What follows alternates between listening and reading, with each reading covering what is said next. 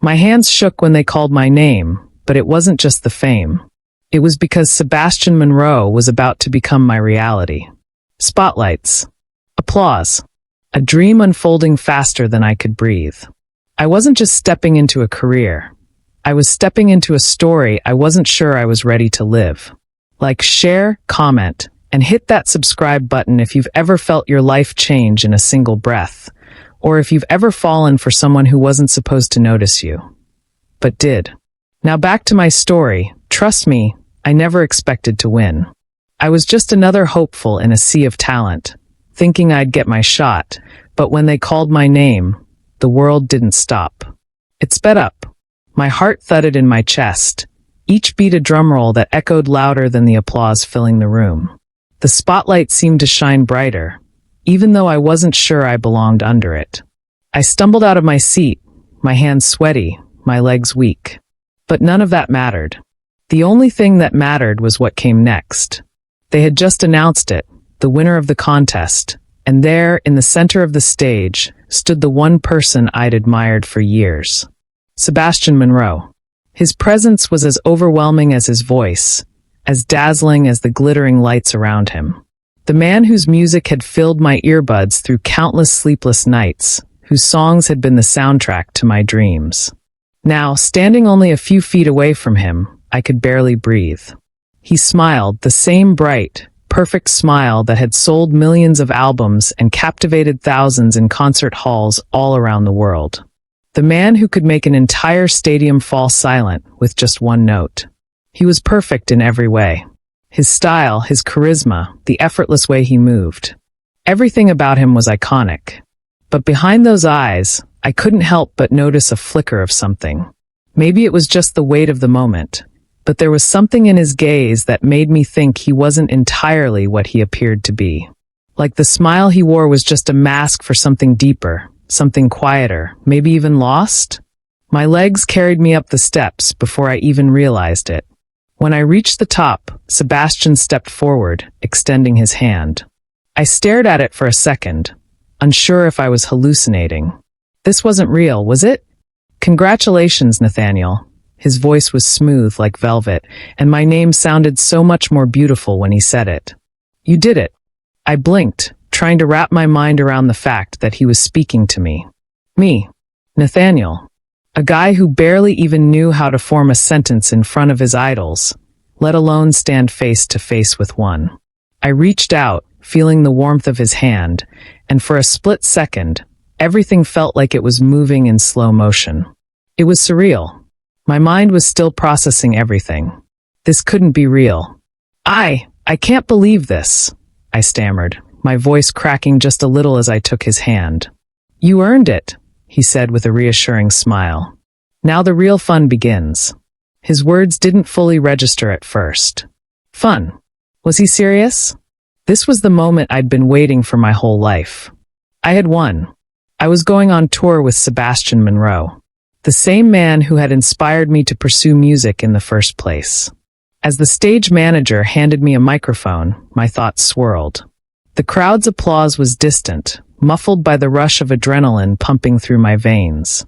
I couldn't focus on anything but the fact that this wasn't just a contest. This was my chance to live my dream. Let's hear it for Nathaniel, Sebastian said, turning to the crowd, but I could see his eyes still on me, as if waiting for me to process everything. The spotlight flickered, and just like that, it was my turn. Thank you so much, I managed to say, and the words came out as a breathless whisper. My voice echoed in the microphone, louder than I'd intended. The crowd's cheers hit me like a wave, but I was too distracted by Sebastian's steady gaze. He seemed different from what I'd imagined. Not in a bad way, but something about him was distant, like he was watching a performance instead of being a part of the moment. Still, it didn't matter. The chance of a lifetime had just been handed to me. My feet were still on the ground, but my heart was already soaring 100 miles above the earth. I never expected to win, but I did. That night, I went home with a feeling that I couldn't quite shake off, a strange mixture of disbelief and exhilaration. It felt like my life had just begun, that the world had opened a door I'd been knocking on for years. But even as I tried to sleep, my mind kept racing. What now? The next few days passed in a whirlwind of interviews, rehearsals, and meetings. As part of my prize, I'd been given a spot as an opening act for Sebastian Monroe's next tour, starting in just a few weeks. I'd been thrown into the spotlight faster than I ever thought I could handle, and while I was thankful for the opportunity, part of me was overwhelmed. I had grown up in a small town, where nobody even knew my name outside of my family and close friends. I was used to being anonymous. But now, I was about to take the stage with someone who had the world at his feet. Someone whose every move was analyzed, critiqued, and adored by millions. And yet, it was hard to shake the feeling that maybe, just maybe, I had been thrown into this world because of something more than just my talent.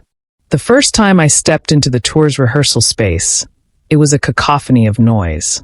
There were dancers practicing in one corner, a band tuning their instruments in another, and crew members rushing around, adjusting lights and sound systems.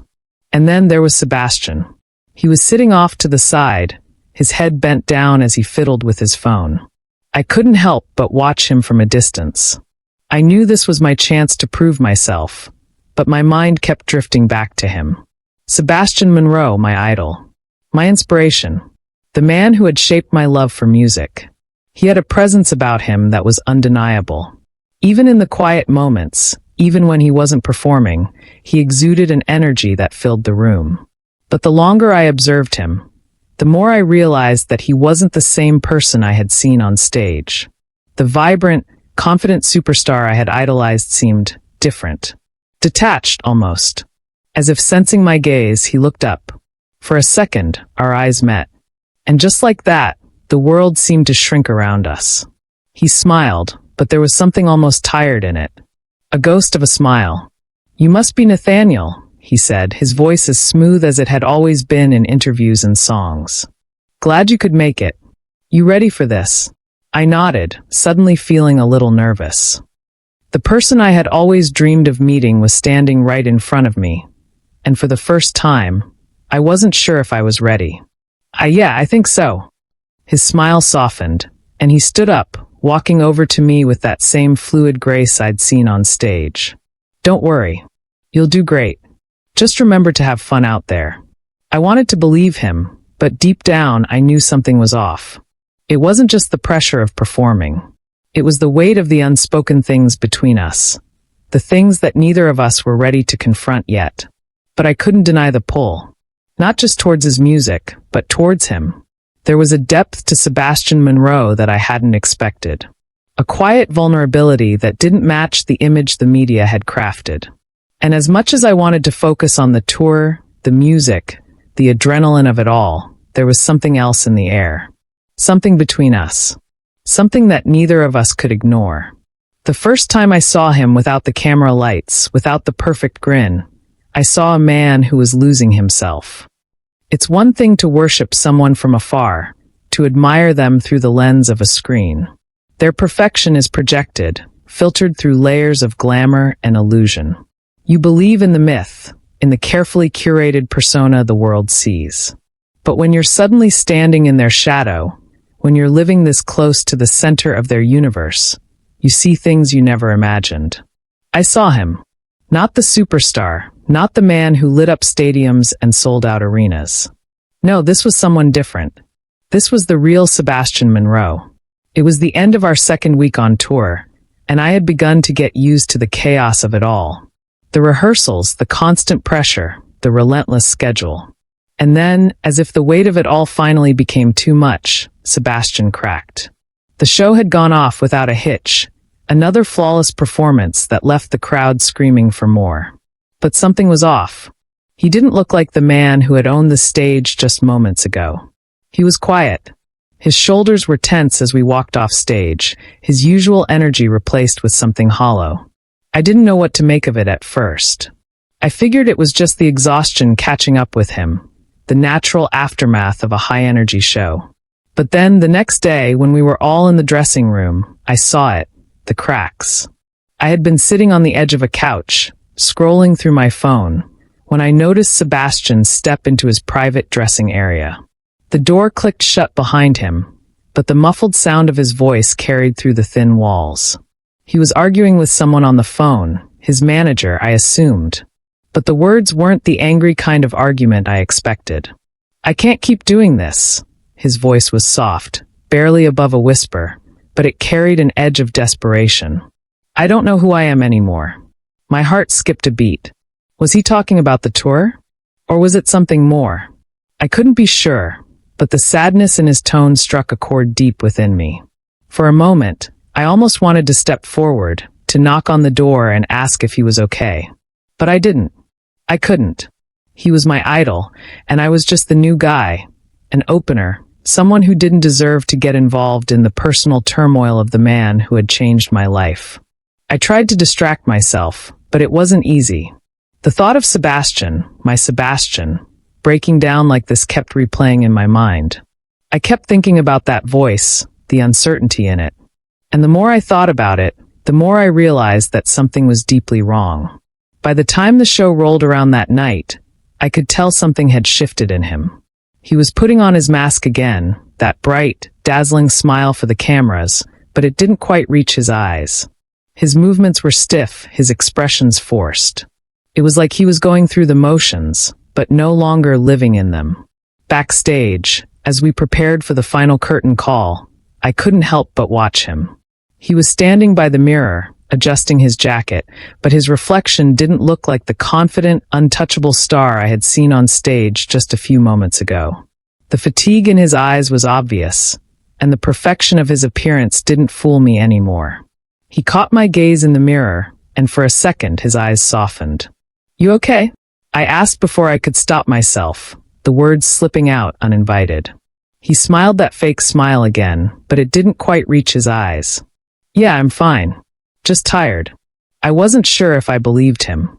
I wasn't even sure if he believed himself. After the show, he retreated again, into his dressing room behind closed doors. And I, left to my own thoughts, couldn't shake the feeling that something was wrong. The whole facade, the world he had built, felt like it was starting to crumble. And even though I was just another person in the crowd, I couldn't help but feel like I was standing on the edge of something bigger. The next day during soundcheck, I saw it again. Sebastian was sitting off to the side, his eyes closed, hands resting on his knees. He wasn't engaged. His guitar lay untouched next to him, and for a brief moment, I wondered if he even remembered how to play. His manager had been pacing back and forth, speaking rapidly into his phone, giving directions, but Sebastian didn't seem to care. My instincts kicked in. I could tell that whatever was going on with him, it wasn't just about the stress of the tour. It was something deeper, something personal. And as much as I wanted to ignore it, to keep my focus on the music, I couldn't help but feel a pull, a desire to know the man behind the mask. The days that followed were a blur of rehearsals and performances, but I noticed something new in Sebastian. When he wasn't performing, when the cameras were off and the lights dimmed, I saw the cracks again. His usual confident swagger was gone, replaced by moments of quiet. And it wasn't just exhaustion. There was something else, something I couldn't quite put my finger on. One evening, after another flawless show, I found myself in the backstage area, taking a breather by the stairs when I saw him again. This time, he wasn't alone. His manager was with him, but the conversation seemed strained, like they weren't communicating in the way they used to. I hesitated, unsure whether to approach, but before I could turn away, I heard his voice, softer than I had ever heard it before. "I can't keep pretending everything's fine. It's like I'm drowning, Nathaniel." I froze. He said my name. He didn't even know I was there, but the way he spoke, the way he was bearing his soul in that moment, it was like I wasn't just a fan anymore. I wasn't just an opening act. I was something else. I didn't know how to respond, so I stayed silent, feeling like an intruder. But as Sebastian walked past me, he looked up, his eyes meeting mine for the briefest of moments. He didn't say a word, but I saw the rawness in his expression, the vulnerability, the unspoken plea for understanding. For the first time since meeting him, I saw him for what he truly was. Not just the superstar, not the image I had built in my head, but a man, someone with fears, doubts, and cracks that no amount of fame or fortune could hide. And as I stood there, watching him retreat into the shadows, I realized something that I hadn't allowed myself to admit. I wanted to help him. Not as a fan, not as a fellow musician, but as someone who saw beyond the stage lights. I wanted to reach the man who had lost his rhythm, the man who couldn't seem to find himself anymore. But how do you help someone when they don't even know they need help? But I know he needed to hear the truth, but I didn't know if I was the one to say it. There was a night during rehearsal, late into the evening. The energy was draining, the kind of exhaustion that clings to you after hours of back-to-back performances, vocal runs, and sound checks. The band had already started packing up their instruments, their chatter filling the room as they joked about the next city. But I couldn't shake the sight of Sebastian standing off to the side, his shoulders slumped, staring at the floor as if it held the weight of his entire world. It was a familiar posture by now. The way he withdrew, the way his gaze would become distant, like he was floating through everything, just trying to survive the motions. It made me ache in a way I couldn't explain. Everyone else had moved on, heading out to grab a late meal or retreat to their rooms, but I stayed behind. For the first time, I didn't just see the star, the untouchable idol, but a man in need. It was raw, vulnerable, and something inside me made the decision to cross the invisible line between admiration and something deeper. I didn't know if I was helping or making it worse, but I couldn't just watch him crumble. Sebastian.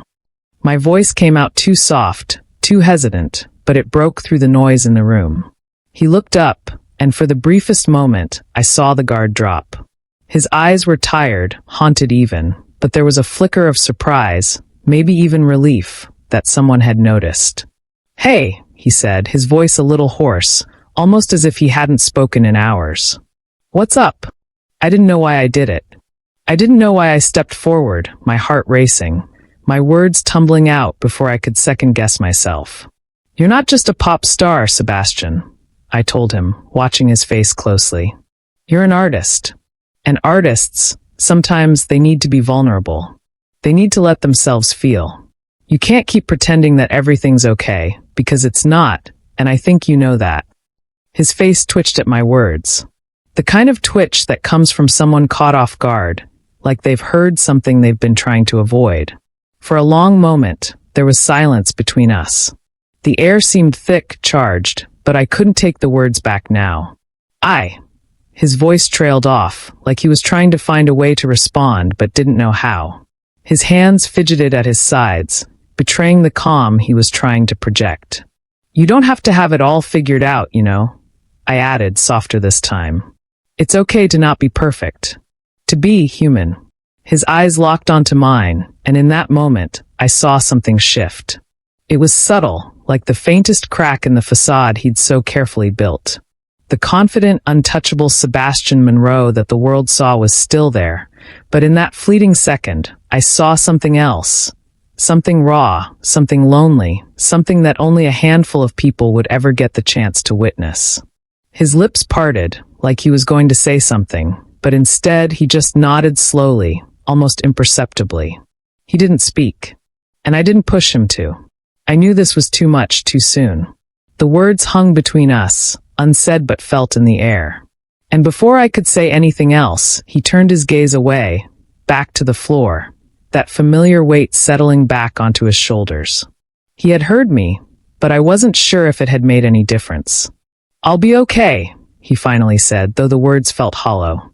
Like he wasn't talking to me, but to himself. I always am.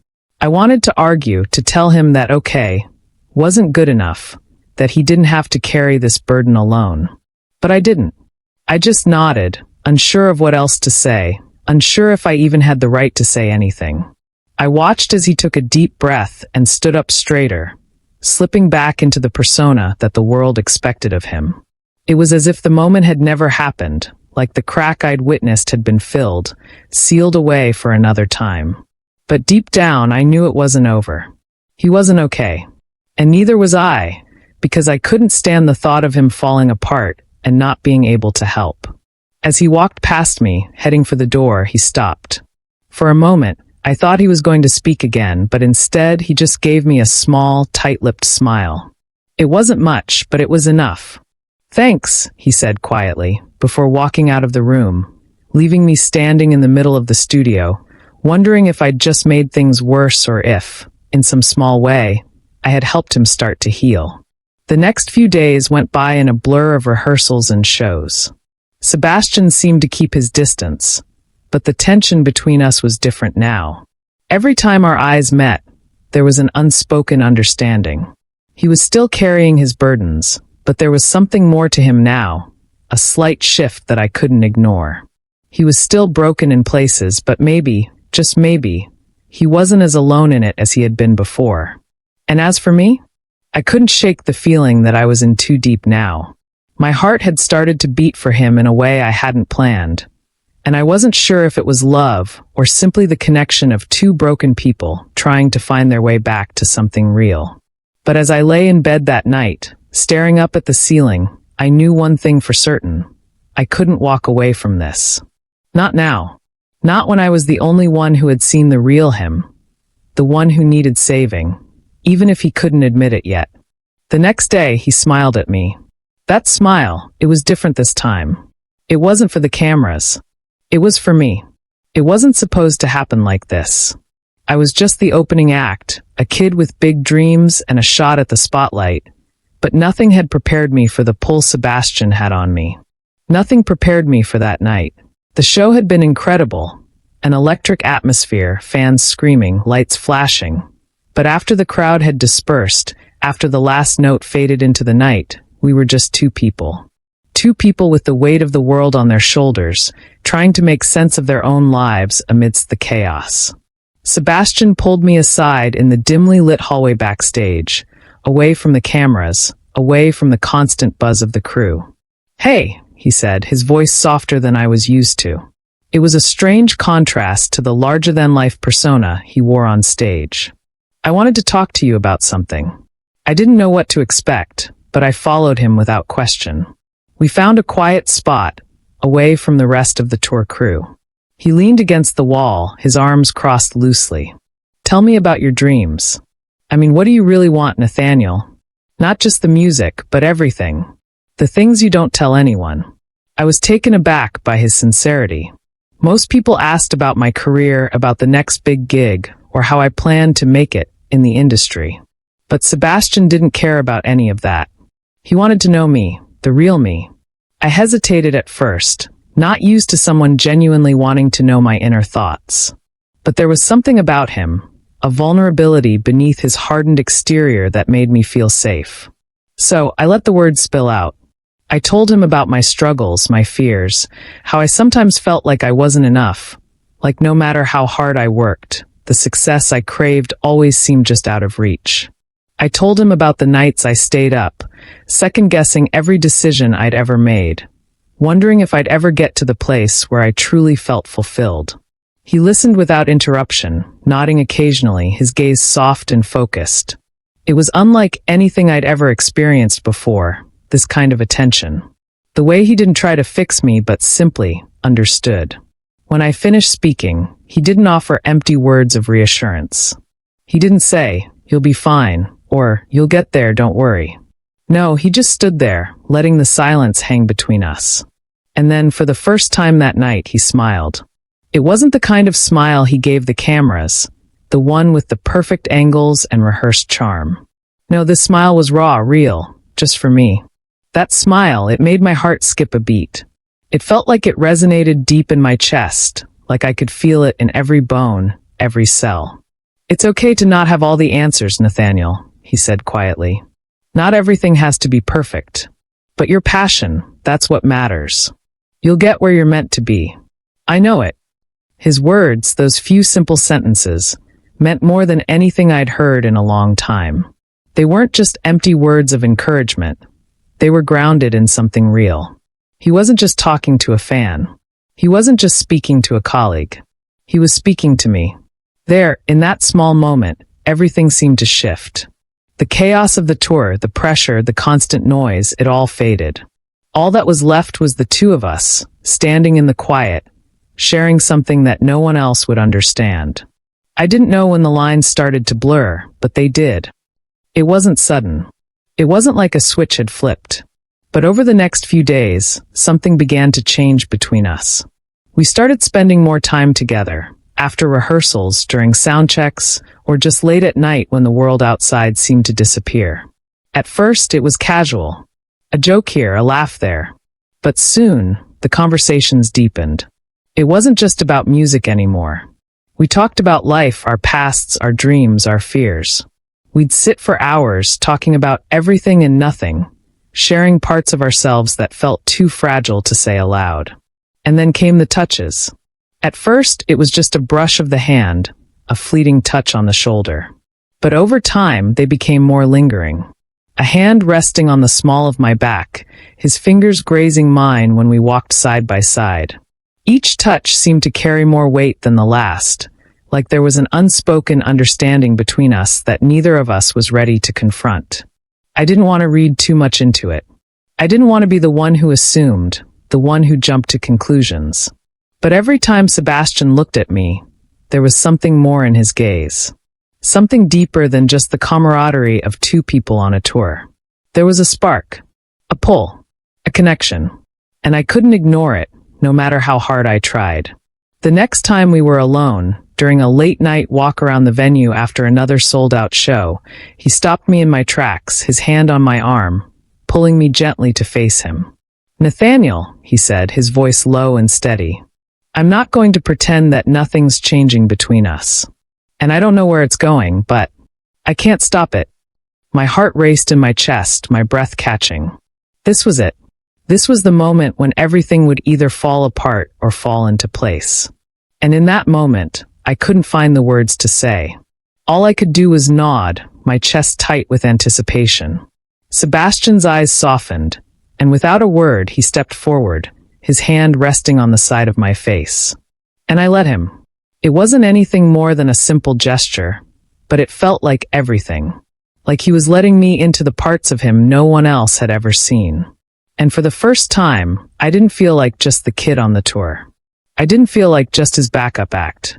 I felt seen. And I wasn't sure where this was going, but I wasn't about to walk away either.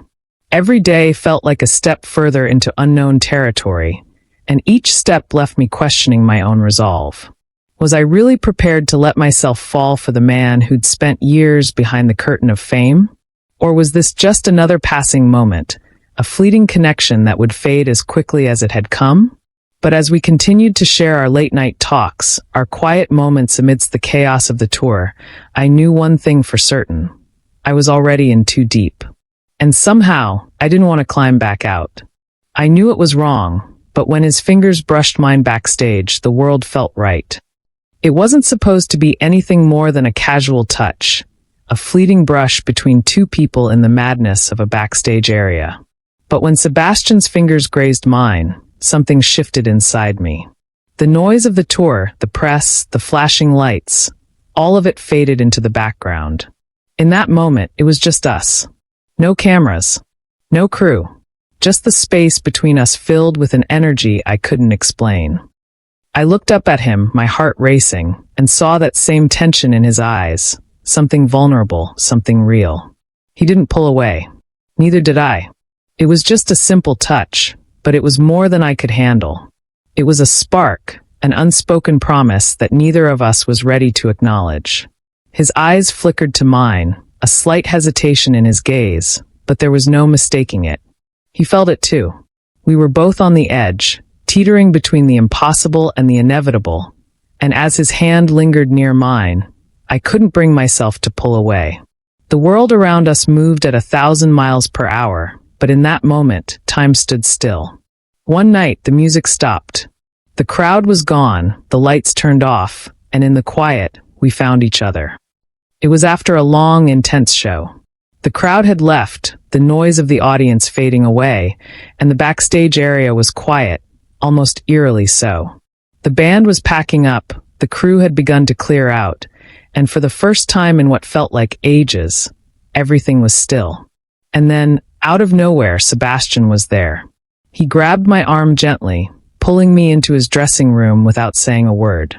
The door clicked shut behind us, sealing out the rest of the world. The chaos of the tour, the rehearsals, the shows, the cameras, the media, vanished. All that was left was us. There was no plan, no moment where I consciously thought, this is it. But when he stepped close to me, when he gently cupped my face in his hands, I knew everything had changed. His breath was shallow, his eyes searching mine as if he were looking for something. And then he kissed me. At first, it was tentative, like he was testing the waters, unsure of what would happen if he crossed that line. But as soon as his lips met mine, it was like a dam broke. His kiss was urgent, hungry, desperate. There was no audience here. No cameras. No scripts. It was just us, two people finally giving in to the magnetic pull between them. His lips moved against mine, not in the way a performer might kiss for the cameras, but with a rawness that spoke of months of unspoken tension. It was everything I'd dreamed of, and yet it was nothing like I'd ever imagined. It was real. It was messy. It was everything I'd been longing for, and yet nothing I had ever expected. I lost myself in that kiss. Every doubt, every fear, every question I had ever had about us vanished in that moment. It was just us, the sound of our breath, the thudding of our hearts, and the desperate need that neither of us had been able to voice before. His hands were on me now, pulling me closer, pressing me against him. The feeling of his body against mine, the warmth, the closeness, it was overwhelming. But I didn't pull away. I couldn't. I had spent so much time admiring him from afar, worshipping the man the world saw, but here in the quiet of his dressing room, away from the cameras, I saw him for the first time. Not the pop star, not the idol, but the man who was just as lost as I was. And when he pulled away, his forehead resting against mine, I saw something in his eyes I hadn't expected, vulnerability. A raw, unguarded truth that made my heart ache. "I've wanted this for a long time," he whispered, his voice hoarse, as if the words had been trapped inside him for too long. I could barely find my voice to respond, but I nodded, the words sticking in my throat. I couldn't explain it. I couldn't even fully understand it myself, but everything inside me told me this was right. This was us. And everything I had ever dreamed of was now staring back at me. But even in that moment, with his lips still lingering near mine, the reality of what we were doing hit me. We were both playing with fire, and I didn't know if we could come out of it unscathed. Still, in that moment, I didn't care. The night didn't end there. We stayed in that room for what felt like hours, not speaking, just existing in each other's presence. It was as if we both knew the gravity of what we had just done. We couldn't go back from this, not now. When I finally left his dressing room, my heart was still pounding, my mind still reeling from what had just happened. I could barely focus on anything else as I made my way back to my room, my thoughts consumed with the image of his eyes, the taste of his lips, and the warmth of his touch. And as I lay in bed that night, staring at the ceiling, I couldn't shake the feeling that something inside me had changed forever. I didn't know what would happen next. I didn't know if we'd be able to keep what had just transpired a secret, or if it would come crashing down around us. But one thing was clear. We had crossed a line, and there was no turning back now. Every moment with him felt like a secret, but it also felt like something I couldn't live without. We kept pretending. We kept hiding. It wasn't just the love we had. It was the lives we were trying to protect, the images we were desperately trying to maintain. Every night, the stage lights would flicker off, the last notes of the final song would hang in the air, and the world would go quiet. But in those moments, when it was just us, we were free. There was something intoxicating about it. The secrecy, the thrill of knowing that nobody else knew what we had. The stolen glances, the hidden touches. Every conversation with Sebastian felt like an escape from the chaos of the world. It wasn't just the passion, though God, when he kissed me, it was like the world stopped spinning. But it was also the quiet moments, sitting together in the green room, talking about everything and nothing. The way he'd smile at me when he thought no one was watching, or how he'd listen intently when I spoke about my hopes and dreams. He made me feel seen, not as the aspiring singer on tour with him, but as Nathaniel, as me. And in turn, I did the same for him. I saw past the celebrity, past the public persona, and I saw the man who was struggling, who was lost, and who needed someone who wasn't just there for the fame, for the glitz. But we both knew we were running out of time. The tour would end soon, and with it, the bubble we had created would burst. And then we got careless. Our photos leaked. When the photos leaked, I saw our world crumble. The cameras weren't just in front of us, they were inside us. I'll never forget the way it felt when I saw the first photo. It was a blurry snapshot, Sebastian and I, standing in the corner of the venue, sharing a moment. His hand was on my arm, my head tilted toward him as I laughed at something he'd said. It wasn't anything extraordinary, but it was enough. Enough to set the world on fire. The next day, the photos exploded across the internet. Everywhere I looked, there they were. The two of us, in the middle of a seemingly innocent conversation, our chemistry undeniable. But the media wasn't interested in the truth.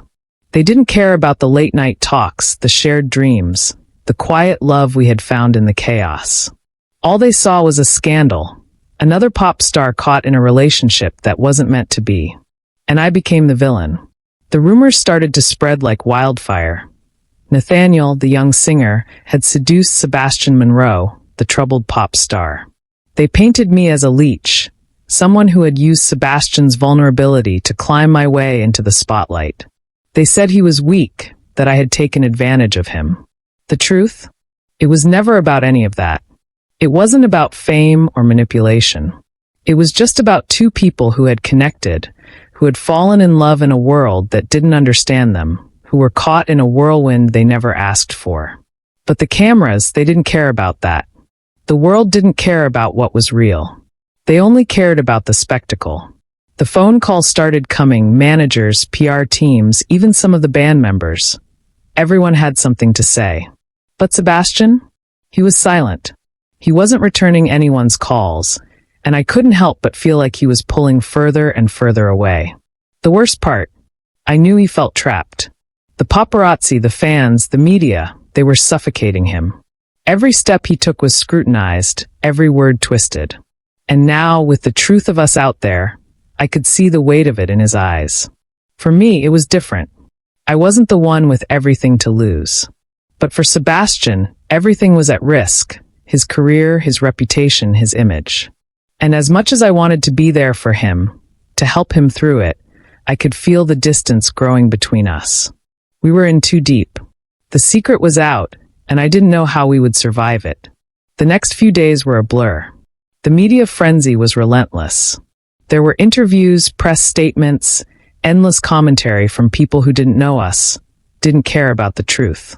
Everyone had an opinion, but nobody really understood. Sebastian was forced into the spotlight in a way he never wanted. I saw him give interviews with that perfect, practiced smile, answering questions he had no interest in. And each time, he would glance at me from across the room, a look in his eyes that said it all. He was angry. Angry at the situation, angry at himself, and angry at me for dragging him into it. But we couldn't hide anymore. The paparazzi followed us everywhere. The fans screamed our names. And I felt it, the walls closing in on us. The love we had fought so hard to keep private was now the center of a public spectacle. In the middle of all this chaos, I did the only thing I could do. I held on. I kept telling myself that we could survive this, that the truth would eventually come to light, that we could fight for what we had. But deep down, I knew it wasn't that simple. We were in too deep now, and there was no turning back. In the end, it wasn't the fans or the media that tore us apart. It was the weight of what we couldn't say, what we couldn't change. We tried. We really did. In the quiet moments, when the world outside was crashing down on us, we held on to each other. Those stolen kisses, the secret talks in the dead of night, the way we'd look at each other like we were the only two people left in the world. But deep down, we both knew we were living on borrowed time. It wasn't the cameras, the flashing lights, or the angry headlines that broke us. It was the pressure. The pressure of trying to keep something beautiful hidden from a world that wasn't ready to understand it. Sebastian's career was spiraling, the demands on him never stopping. Every decision he made was under a microscope. The world was demanding more from him, and I felt like I was being pulled further and further into the background. And me? My dreams were in the balance. I had my own battles to fight, my own fears about whether I would ever be enough to stand on my own, to make it without leaning on the fame that came with being around him. But the truth was I was scared. Scared of losing him. Scared of losing myself. And then it happened. The moment we both knew we couldn't fight anymore. Sebastian came to me one night, his face drawn, his eyes empty in a way I'd never seen before. We sat together in the quiet of his dressing room, the faint hum of the tour bus engines outside the door. It felt like we were the last two people in the world. "I can't do this anymore, Nate," he whispered, his voice rough. "I've been pretending for so long. But I'm not the man I used to be. I've lost myself in this world. And you deserve someone who can give you more than I can right now. Someone who isn't running away from the truth." His words hit me like a punch to the chest. I wanted to say something, anything to make him stay. But the truth was, I didn't know if I was enough for him either. We were both drowning in the expectations, the lies, and the roles we were forced to play. "I'm sorry," he said, his eyes glassy. "I never meant to hurt you. You're everything I wanted. But I'm not the person you think I am anymore." I wanted to scream, to tell him that I didn't care about his fame or the world's judgment, that I just wanted him. But the truth was, he couldn't see it. Not anymore. Sebastian left the tour shortly after that night, the silence between us stretching further with each passing day. I tried to go on with the performances, to pretend like everything was fine, but the magic was gone. There was no spark, no energy in the air. The shows felt hollow, the crowds too loud, the lights too bright. I wasn't just losing him. I was losing the part of myself that had believed in us, that had believed in the possibility of a future together. When the final night of the tour came, I stood on stage, the lights blinding me, and I realized something. The world had moved on, and so had he. In the weeks that followed, I found myself replaying every moment we had together. The first time he smiled at me, the first time he held me, the way his voice had sounded when he whispered my name. He had been my idol, my inspiration, the one person who made me believe in my own dreams. But in the end, I was just another chapter in his story, one that had to be closed for him to find himself again. I don't know what the future holds for either of us. I don't know if we'll ever speak again, or if we'll ever find our way back to each other. But I know this. For a brief moment, we were everything to each other. And for that, I will always be grateful. Some things are just too fragile to keep. And sometimes, letting go is the only way to save yourself. As the last song of the tour echoed through the empty arena, I felt the finality of it all. The lights faded to black, and the stage that had once felt like home now felt like a ghost of what it had been. Sebastian Monroe may have walked out of my life, but the impact he had on me, on my music, on my heart, it would never fade. And that, I realized, was enough. If you've ever had someone change your life and leave anyway, hit that like button. Comment your story, share this with someone who needs it, and don't forget to subscribe for more moments that hit deep.